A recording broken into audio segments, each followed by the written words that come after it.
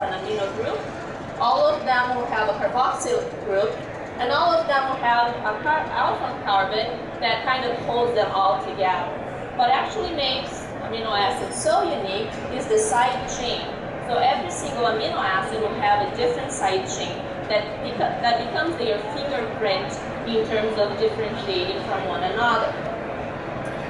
So in nutrition, we have 22 amino acids that are required for proper function, physiological function of dogs and cats. When we talk about essentiality of amino acids, we're referring for dogs and cats about 10 essential amino acids that are present, that needs to be present in the diet, and those amino acids would be listed within this orange rectangle.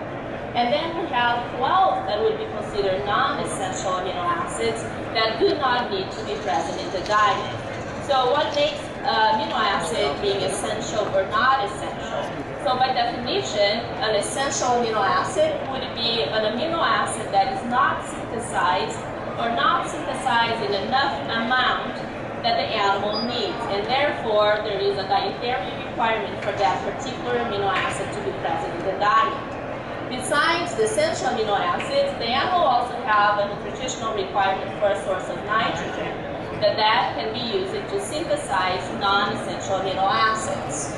A particular amino acid, which is chemically not a true amino acid, it is taurine.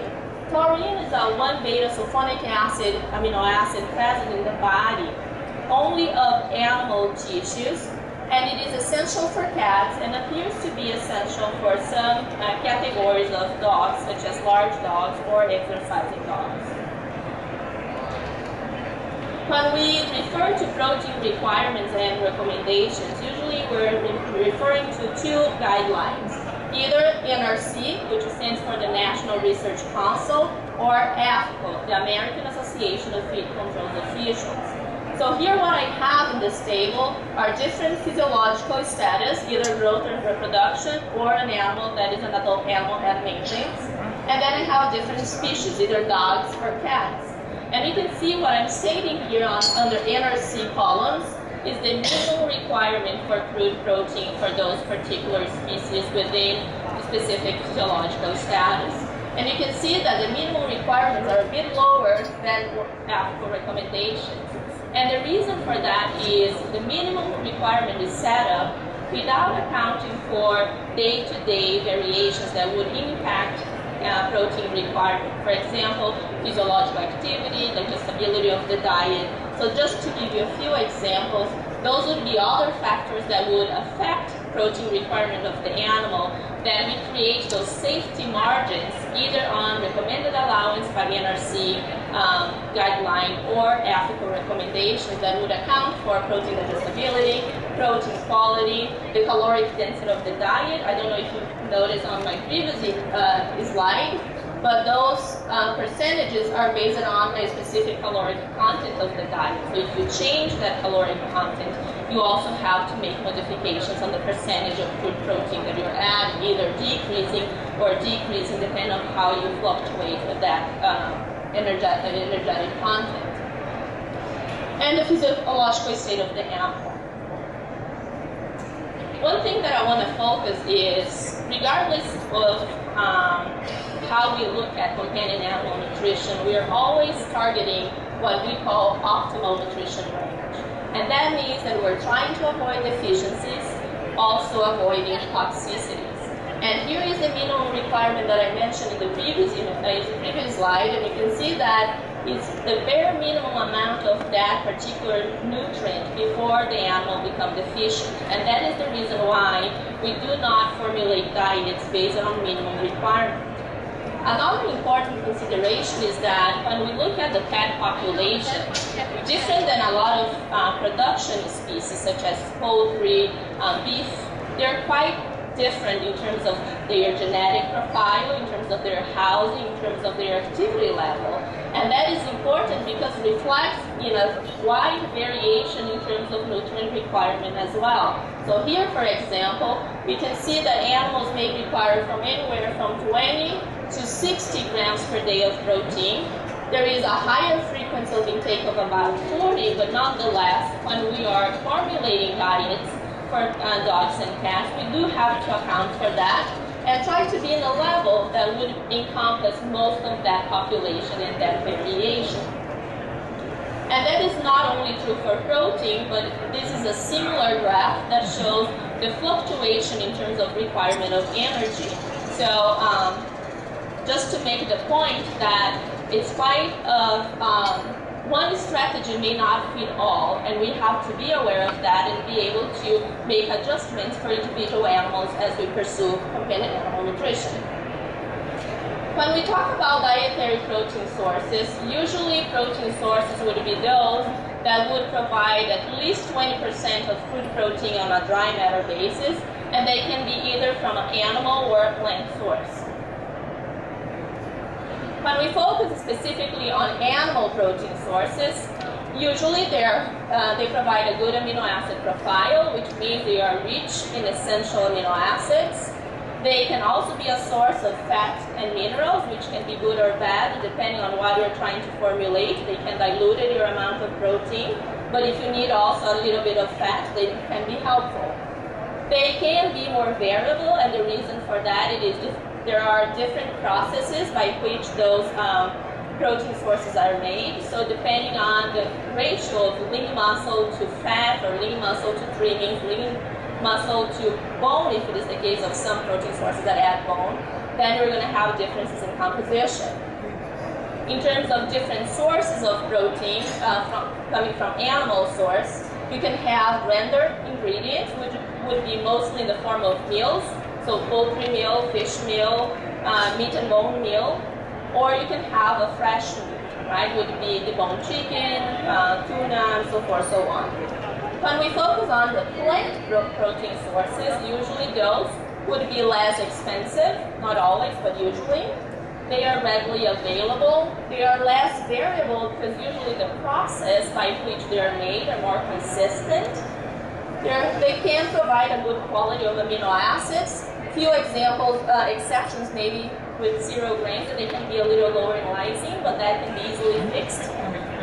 They may have anti-nutritional factors such as trypsin inhibitors, lecithins, but because pet food are processed, those usually are inactivated during processing, so they're not a major concern in terms of pet food. And soybean meals and other plant sources can also have oligosaccharides that can cause flatulence or a bigger volume stool. However, nowadays there are cultivars that have low oligosaccharides, and there are also processes by which the oligosaccharides can be removed, and therefore that detrimental effect associated with oligosaccharides would be overcome.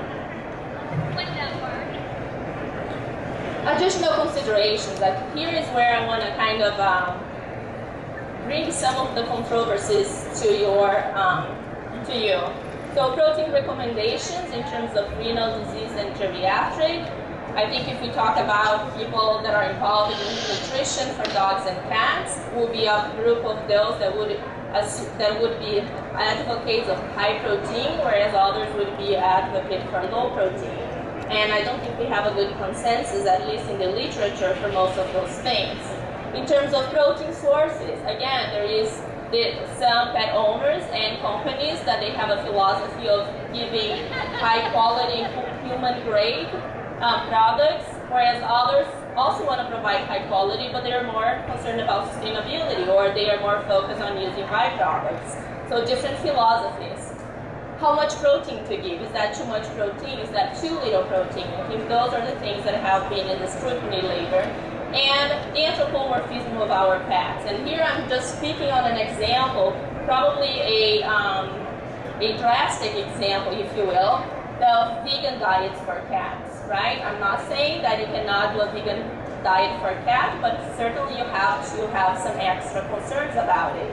And this is an example of an owner that I'm sure loved it a lot for her cat, but she did not know about idiosyncrasies of feline nutrition, and she provided a strictly vegan diet for that cat, and he ended up dying for nutritional deficiencies. So it's just something that, even though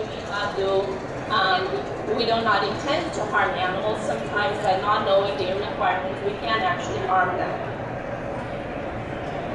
So just to recap, so we talked about 22 amino acids being required for proper functional of the animals, dogs and cats. Of that, 10 being essential, which means that they need to be present in the diet, and 12 that the animal is able to synthesize, and an extra one, which is taurine, again required by cats and maybe potentially required for a subclass of dogs.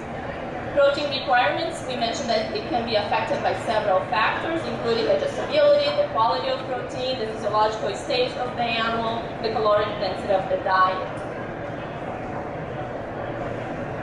When we talk about dietary proteins, they are either animal or plant proteins. I think we mentioned about some of the advantages and disadvantages of each of them.